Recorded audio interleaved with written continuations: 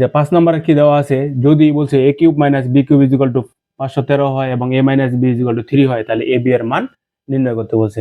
তাহলে সেম না, তো আমরা কি লিখবো, যে দেওয়া আছে, দেখো যে দেওয়া আছে a cube minus b cube is equal to হচ্ছে 513, আর a minus b is equal to দেওয়া আছে হচ্ছে 3।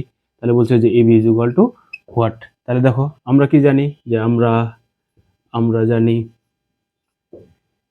জানি দেখো যে a cube minus b cube, সমান সমান আমরা কি জানি, যে a minus b whole cube plus 3ab into a minus b।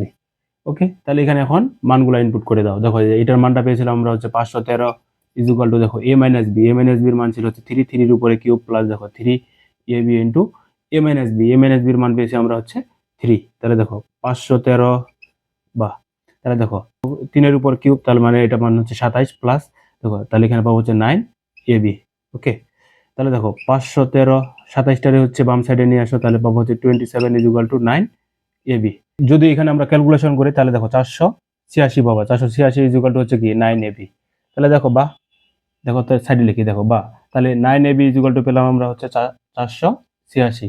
তাহলে দেখো অতএব ab সমান সমান পাবো 486, 9 হচ্ছে বাম পাশে গুণ অবস্থায় ছিল, তাহলে ডান পাশে গেলে ভাগ হয়ে যাবে।